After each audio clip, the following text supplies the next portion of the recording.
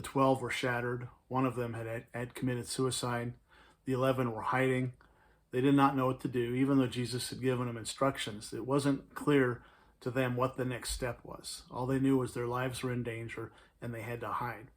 It was a couple of women, Mary, the friend of Jesus, sister of Martha and sister of Lazarus, and another Mary, Mary Magdalene, who the scriptures say had been delivered of 7 demons and tradition tells us was a prostitute. They had the courage to go ahead and finish the job, to do what had to be done. They were facing the reality that Jesus had died. Of course, it's quite likely that as women, they were not in the same danger that the men were in. But it tells us on early Sunday morning, the first Easter morning, that they went to the tomb with their spices to anoint Jesus's body for burial. Whether they had any idea of what they would run into is unclear, but we know what did in fact happen. There were 2 soldiers who would soon meet the 2 Marys. They were assigned a kind of a cushy job of standing in front of a tomb, a sealed tomb. And this, by the way, is a picture of what one tradition tells us may have been the tomb of Jesus, originally of a man named Joseph of Arimathea, who as a rich man could afford to have his own tomb cut out of a cliff. There were lots of such tombs north and south of Jerusalem during that time. If you were poor, then you didn't have that privilege of having your own tomb.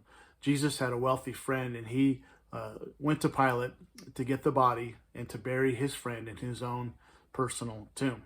This may have been it.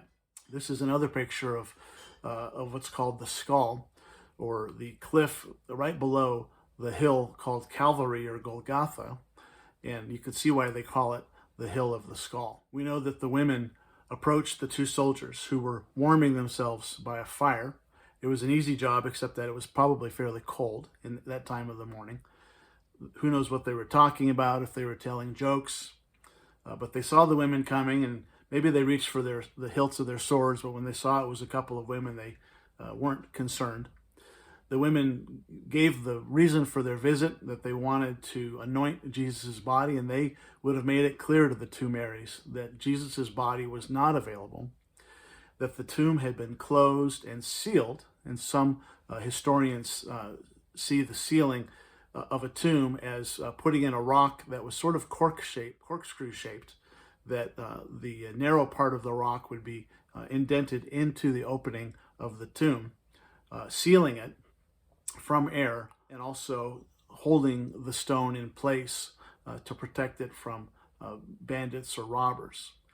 They would have made it clear to the 2 women that the tomb was not accessible and that there was nothing they could do to get the tomb open for the women. That, in fact, their job was to keep people from going into the tomb. And so we see sort of this standstill. 2 women asking for entrance, 2 soldiers saying no. And it's interesting to me when you think about people who have been found guilty in our culture and in that culture back then. In a sense, they're dehumanized.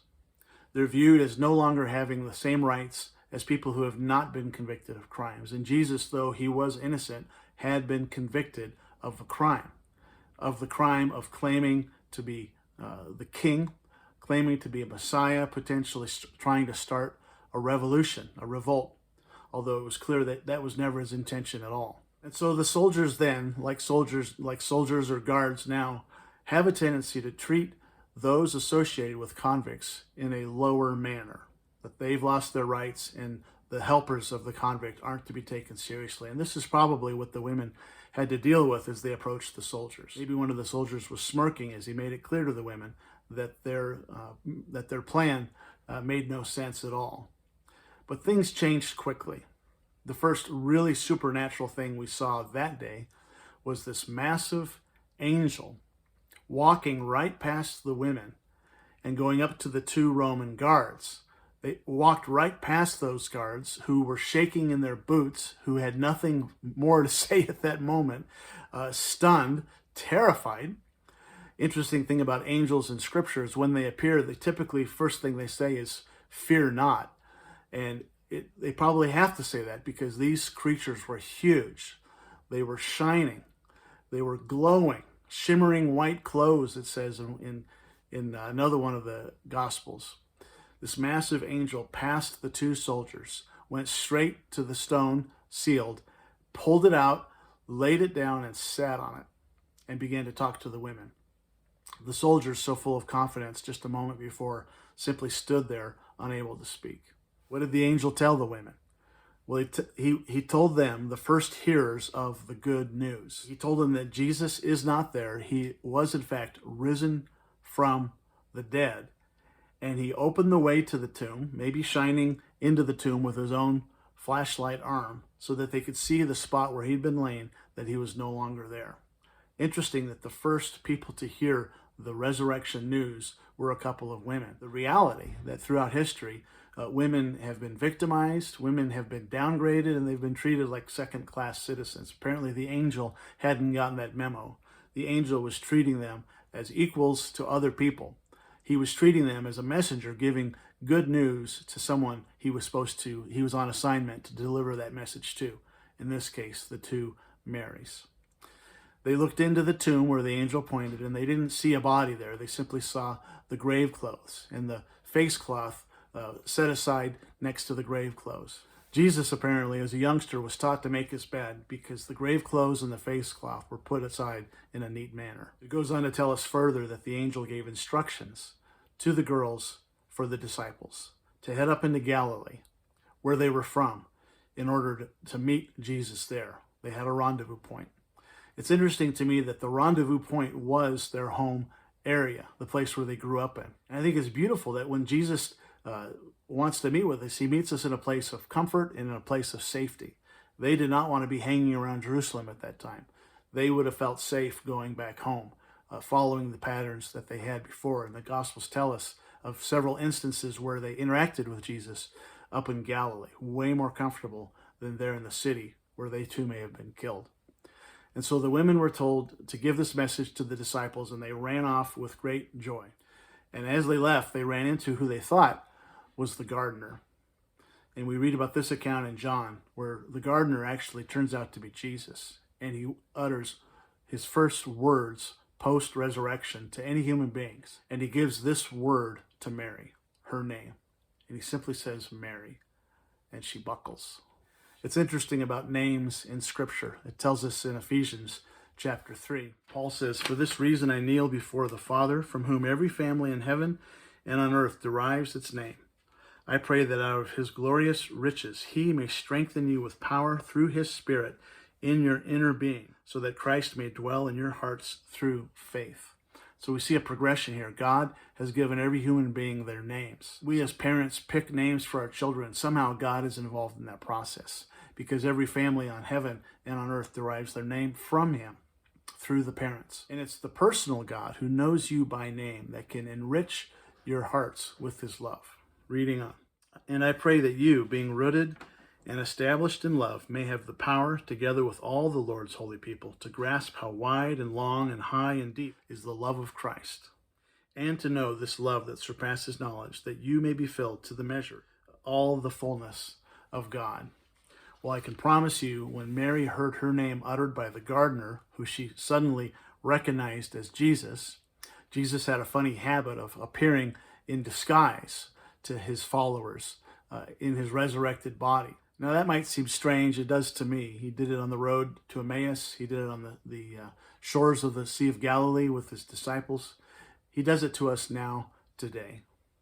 He made this interesting statement that when you do things for the least of these, for the convicts, for the hungry, for the poor, for those lacking food or drink or clothing or shelter, that when you do things for them, you're actually doing it for him, waiting to see what we'll do, if we'll treat people with the honor and respect that he should be treated with, not as convicts, not as less than, but our equals, in fact, our superiors. Jesus called her Mary, and she began to weep. And it was in this state that the two Marys ran off to tell the guys, spread out as they were, that Jesus was in fact risen, that he did in fact do what he said he would do. Of course, they had a hard time believing it.